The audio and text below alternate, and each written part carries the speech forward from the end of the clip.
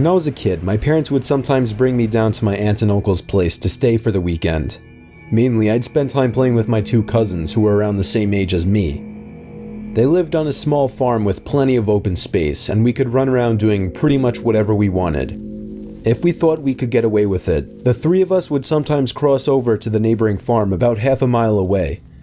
It had been abandoned for decades, with a scattering of derelict buildings and other structures still standing on the property, just begging to be explored. This was of course a gold mine for three adventurous young boys such as ourselves, especially after my cousins told me stories about the deaths that took place in the house. It was pretty classic fare. Man goes crazy, axe murders his entire family, hangs himself, returns every night as an angry spirit looking for new victims. Good, grisly stuff.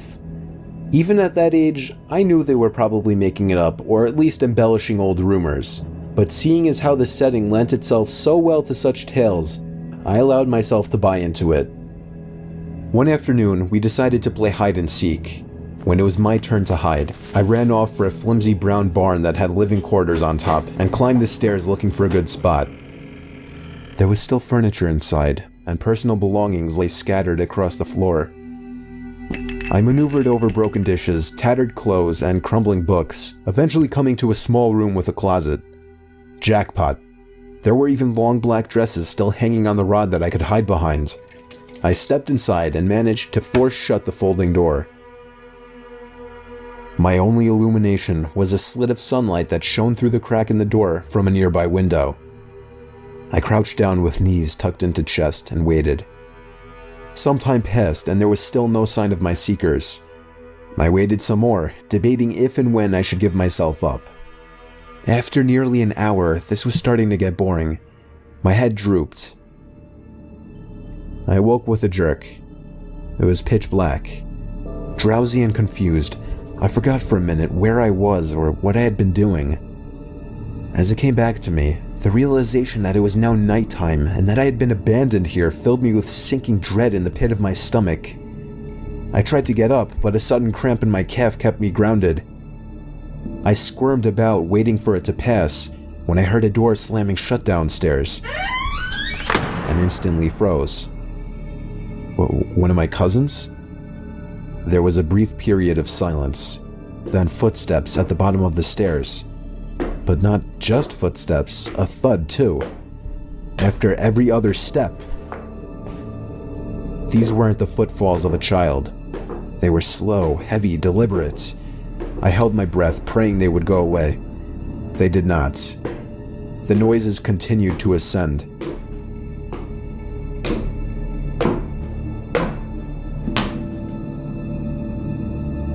After another moment of silence, the walking resumed. This time along with a steady scraping sound, like something heavy being dragged across the floorboards.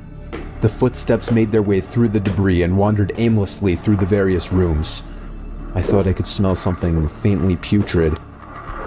The constant scrape sent cold shivers coursing down my arms and back. My worst fears were realized when the steps reached the bedroom doorway. They got closer and closer and finally stopped directly in front of the closet door. I couldn't see a thing. After an agonizing pause, they continued on over to the other side of the room and out the doorway again. They faded away down the hallway. I waited for what seemed like an eternity. There were no more sounds now, and I was trying to build up enough courage to open the door and flee. 3 things happened simultaneously just then. I was bombarded with a smell I can only describe as fresh roadkill. I heard raspy breathing behind me in the dark closet, and I felt hot breath against the nape of my neck. That was enough for me to hurtle myself out from the confines of that nightmare space, relying on memory and scant moonlight to navigate through the darkened house. All the while, I heard footsteps chasing behind me, closing in with terrifying speed. It was a clumsy, torturous escape full of trips and bumps and blind stumbling. I never looked back. At least, not until I had burst out the front door and into the country night. And when I did turn around, I saw absolutely nothing. There were no more footsteps and nobody was chasing me. That didn't stop me from running though, all the way back to my aunt and uncle's house. There was a police car in the driveway when I got back. My parents were there too, worried sick. Everybody demanded to know where I had been. Apparently, when my cousins still hadn't found me by evening, they'd returned home to tell their parents. Eventually, the police were called in and informed me that they had already scoured every building on the farm. The insinuation that I was lying about my whereabouts didn't go unnoticed. None of it made any sense. It wasn't until years later that one of my cousins filled in a final piece of the story. He and his brothers had spent hours searching for me like they said, but the part they didn't tell anyone was that they thought they spotted me in the window of the bedroom I was hiding in. And when they got closer, they saw that it wasn't me.